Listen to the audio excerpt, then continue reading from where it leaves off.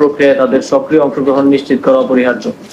কেননা এই তরুণ প্রজন্মই জুলাই গণঅভ্যুত্থানের নেতৃত্ব দিয়েছে, তাদের রক্ত ও ত্যাগের বিনিময়ে আমরা রাষ্ট্র পুনর্গঠনের সুযোগ পেয়েছি। তাদের স্বপ্নের বাংলাদেশ বাস্তবায়নের বিকল্প নেই। এই প্রেক্ষাপটে যুব ক্রীড়া মন্ত্রণালয় তরুণদের মধ্যে বিশ্লেষণধর্মী চিন্তা, নীতি উদ্ভাবন এবং গঠনমূলক সংলাপকে উৎসাহিত করতে জাতীয় নীতি প্রতিযোগিতা 2025 আয়োজন করেছে। প্রতিযোগিতাটি ইতিমধ্যে দেশব্যাপী 10টি বিশ্ববিদ্যালয় ও মেডিকেল কলেজে সফলভাবে সম্পন্ন হয়েছে এবং 10টি বিজয়ী দল নির্বাচিত হয়েছে, যারা আজ এখানে উপস্থিত রয়েছেন।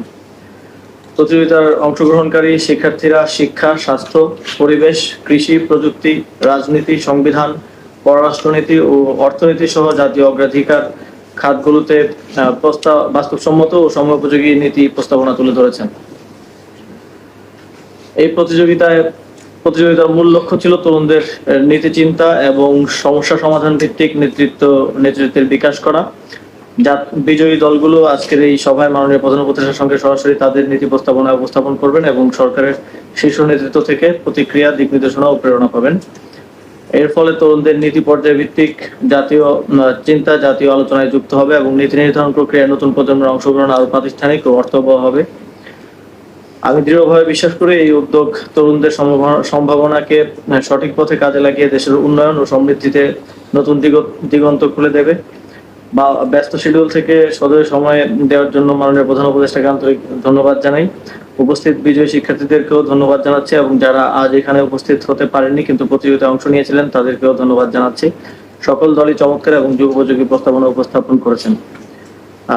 এবং সবশেষে এই প্রতিযোগিতার আয়োজনের সঙ্গে জড়িত সকলকে আন্তরিক ধন্যবাদ জানাচ্ছি। স্যার, এই মুহূর্তে আমাদের বিজয়ী দলগুলো থেকে একজন করে মূলত এই কাজ করার পেছনে একটা প্রথম সবচেয়ে বড় কারণ হচ্ছে তরুণদের অংশগ্রহণ জাতীয় নীতি গ্রহণের ক্ষেত্রে, এবং এই অংশগ্রহণটাকে আমি মনে করি শুধু একটা প্রতিযোগিতা না, এটাকে আরো ইফেক্টিভ করার প্রয়োজন। আমরা দেখি যখন কোনো নীতি নেওয়ার প্রয়োজন হয় স্যার, তখন আমরা ওই স্টেক হোল্ডার কনসালটেশন করি।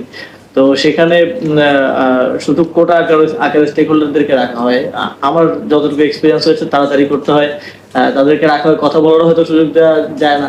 তো এই ক্ষেত্রে আমার মনে হয় সামনের দিকে আমরা এটাকে আরো বেশি ইফেক্টিভ করতে পারি, গ্রাউন্ড থেকে উঠে নিয়ে আসতে পারি। শুধু স্টুডেন্টদের না, আজকে যদিও স্টুডেন্টরা আছে, বিশ্ববিদ্যালয়ের টিচাররা তারা আরো ওয়েল এডুকেটেড এবং ওয়েল নলেজেবল এই বিষয়গুলো নিয়ে তাদেরকে এঙ্গেজ করে আরো বড় পরিসরে জাতীয় যে কোনো নীতি গ্রহণের ক্ষেত্রে বা মন্ত্রণালয়গুলো অথবা দপ্তর সংস্থার ইন্টারনাল নীতি গ্রহণের ক্ষেত্রেও আমরা কাজে লাগাতে পারি।